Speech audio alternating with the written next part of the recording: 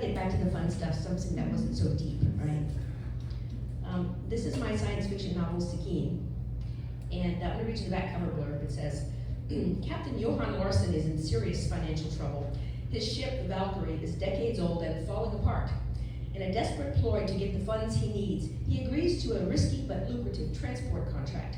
His cargo, an accused assassin en route to trial, to deliver to the other side of Confederate space, cash on delivery.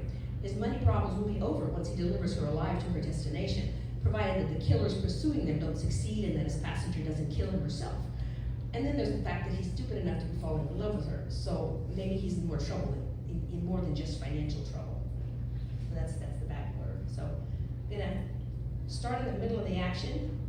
The ship is at a space station trying to get repairs, and the people that they owe money to decide to try to repossess the ship.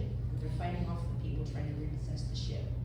Our point of view character is a stowaway by the name of Marceau, who's from a French colony, and he's a doctor. As if that's got anything to do with this thing. Probably not. All right, here we go. Can't see it. On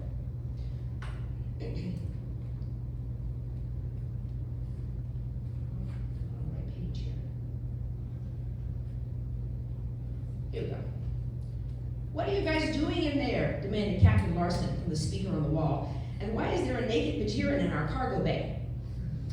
Now, Johan, he's not naked, Gunther shot back. We let him keep his drawers on.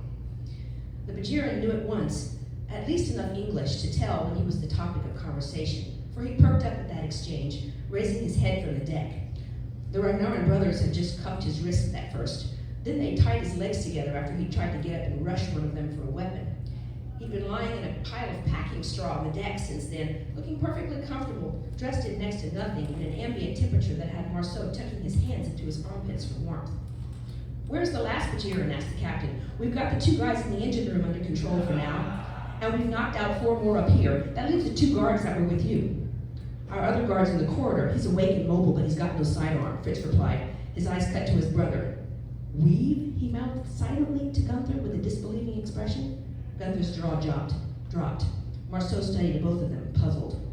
I'll deactivate the emergency bulkheads as soon as you 2 are ready to deal with the boys in the engine room. We'll take care of the guy in the corridor, said Larsen.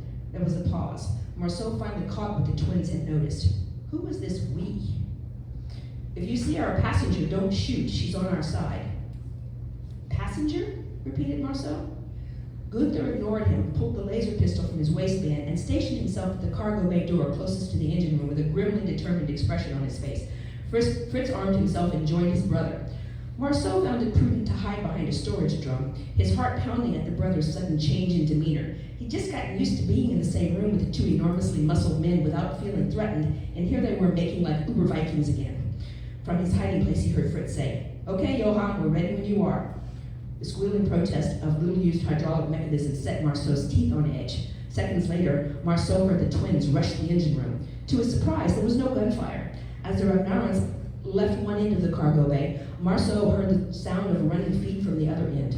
Turning his head, he saw the last free Bajiran charging down the hallway in full riot gear with a shop stick in hand directly toward him. All he could do was cringe and close his eyes. A thud a second later, followed by silence, made him open his eyes again. The Bajiran was face down in the corridor. A slender, black-clad figure stood over the prone officer, its face ominously shrouded. Marceau's blood ran cold. An Alarin, he thought, suddenly queasy. There's an Alarin.